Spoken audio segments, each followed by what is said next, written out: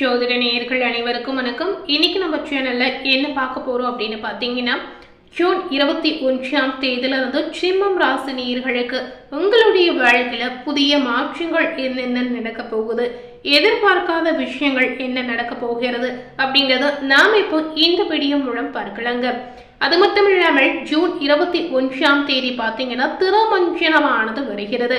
So இந்த திருமஞ்சனத்தை பற்றி தெரியாதவர்கள் இந்த வீடியோ மூலம் தெரிந்து பயன்பெறுங்க. திருமஞ்சனம் அப்படின்னு சொல்லும்போது இந்த நாள் ரொம்பவே ஒரு புனிதமான மங்களகரமான தெய்வ வழிபாடிற்கு உகந்த நாளாகவே நம்ம பார்க்கலாங்க.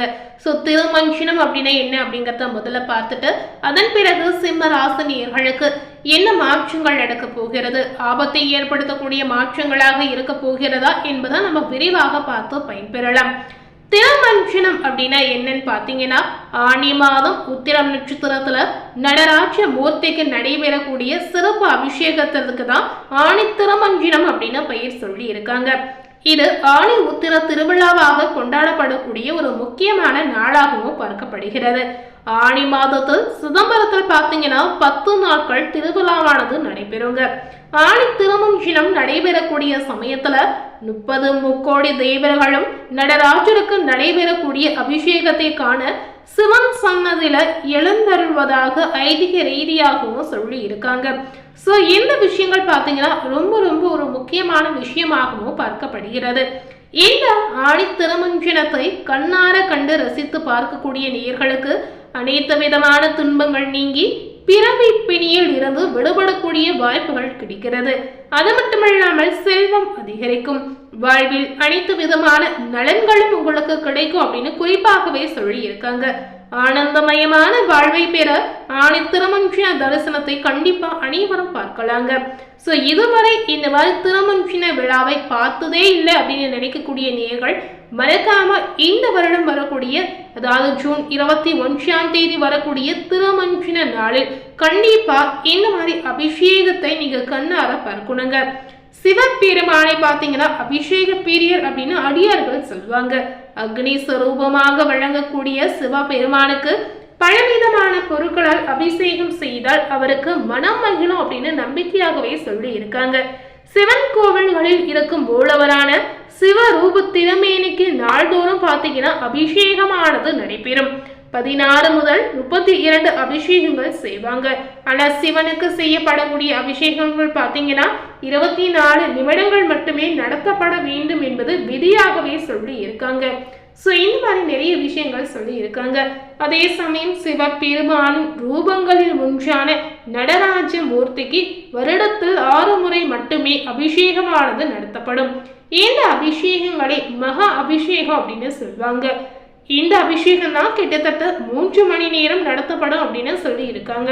இந்த 6 அபிஷேகங்களையும் கண்டு நடராஜரை தரிசித்து வழிபடக்கூடிய நேயர்களுக்கு ஆனந்தமயமான வாழ்க்கை ஏற்படும் என்பது ஐதீகமா சொல்லி இருக்காங்க.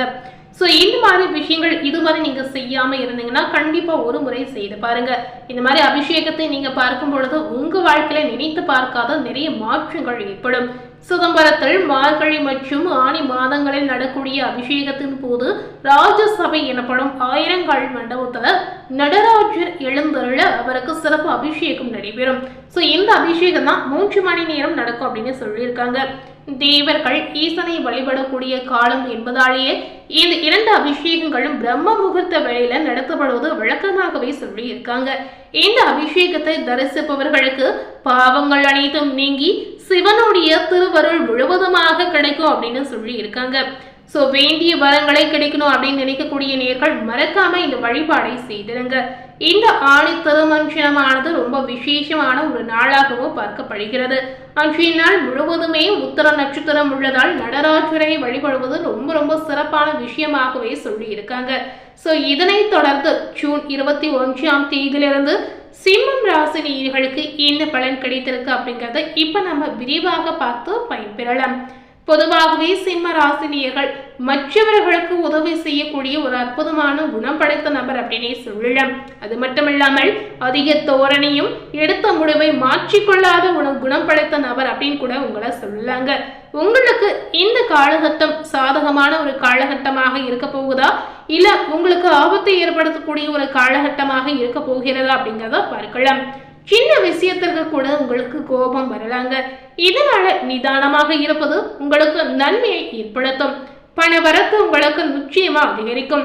வீச்சு மொழி பேசும் நபரால் உங்களுக்கு நன்மை கூட உண்டாகலாம். புத்தி சாதுரியத்தால் எதையும் சமாளிக்கக்கூடிய தைரியம் தன்னம்பிக்கை உங்களுக்கு அதிகரிக்கும். வீண் அலைச்சல் உங்களுக்கு உண்டாகலாம். நீங்க நினைப்பது படி மற்றவர்கள் நடந்து கொள்ளாததால் டென்ஷன் உங்களுக்கு ஏற்படும். பொதுவாகவே சிம்ம ராசினியர்கள் அதிகமாக கோபப்படக்கூடிய ஒரு நேரா இருப்பாங்க. சோ இந்த காலகட்டத்துல கண்டிப்பா உங்களுடைய டென்ஷனை நீங்க குறைத்து கொண்டு செயல்படுவது அவசியம். ஏன்னா ஆரோக்கிய ரீதியா இது ஏதாவது ஒரு வகையில உங்களுக்கு தொந்தரவை ஏற்படுத்தும். தொழில் வியாபாரம் செய்யக்கூடிய நேயர்களுக்கு தொழில் தொடர்பான பயணங்கள் அதனால் அலைச்சல் கூட உங்களுக்கு தெரிய வரும். வியாபாரம் விரிவாக்கம் தொடர்பான பணிகளில் உங்களுக்கு இடையூறு உண்டாகலாம். பழைய பாக்கிகள் வசூலில் தாமதமான நிலை ஏற்படும். உத்தியோகத்தில் இருக்கக்கூடிய சிம்மம் ராசினியர்களுக்கு வேலை சுமை அதிகரிப்பதுடன் அலைச்சலும் உங்களுக்கு அதிகரிக்கும். இதனால் ஒரு விதமான சோர்வு கூட உண்டாகலாம்.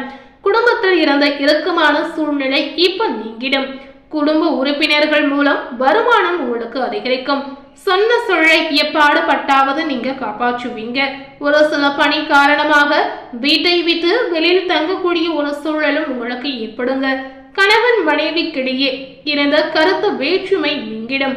வீட்டிற்கு தேவையான பொருட்கள் வாங்குவது மூலமாக விருந்தினர் வருகையாலும் உங்களுக்கு செலவுகள் உண்டாகலாம். சோ இந்த மாதிரி விஷயங்களை நீங்க பார்த்துக் கொள்ளலாம். சிம்மம் ராசியில இருக்கக்கூடிய பெண்களுக்கு பாத்தீங்கன்னா திடீர் கோபங்கள் உண்டாகலாம். இதனால நிதானமாக இருப்பது உங்களுக்கு நல்லதுங்க. புத்தி சாதுரியத்தால் எதையுமே நீங்க சமாளிப்பீங்க. அரசியல் துறையில இருக்கக்கூடிய சிம்ம ராசினியர்களுக்கு நிம்மதியான ஒரு காலகட்டமாக அமையலாம். வெளியூர் பயணங்கள் சென்று வரக்கூடிய வாய்ப்பு உங்களுக்கு நிச்சயமா உண்டாகலாம். உல்லாச பயணமாக அது உங்களுக்கு அமையலாம்.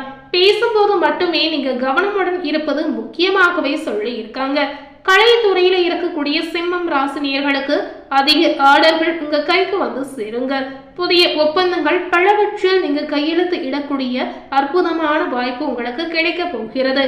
ரசிகர்களின் விருப்பத்திற்கு ஏற்ற விஷயங்களை செய்து ரசிகர்களை கவரக்கூடிய வாய்ப்பு உண்டாகலாம். சிம்மம் ராசியில் இருக்கக்கூடிய மாணவர்களுக்கு திறமையாக செயல்பட்டு கல்வியில முன்னேற்றத்தை பார்ப்பீங்க. அது மட்டும் இல்லாமல் கூடுதல் நேரம் ஒதுக்கி படிக்க வேண்டிய ஒரு சூழ்நிலை உங்களுக்கு ஏற்படும். சோ இன்னைக்கு நம்ம சேனல்ல சிம்மம் ராசினியர்களுக்கு ஜூன் 21ஆம் தேதியிலிருந்து என்னென்ன மாற்றங்கள் நடந்திருக்கு அப்படின்னு பார்த்திருப்பீங்க. மேலும் இது போல ஒரு புதிய தகவலை தெரிந்து கொள்ளணும் அப்படின்னு நினைத்தீங்கன்னா மறக்காம நம்ம சேனலை சப்ஸ்கிரைப் பண்ணி பக்கத்துல இருக்கக்கூடிய பெல் பட்டனையும் மறக்காம பிரஸ் பண்ணிடுங்க. நீங்க சப்ஸ்கிரைப் பண்ணா மட்டுமே நம்ம சேனல்ல போடக்கூடிய எல்லா நியூ அப்டேட்டான விஷயத்தையும் நீங்க உடனுக்குடன் பார்த்து தெரிந்து கொள்ளலாம். தேங்க்யூ.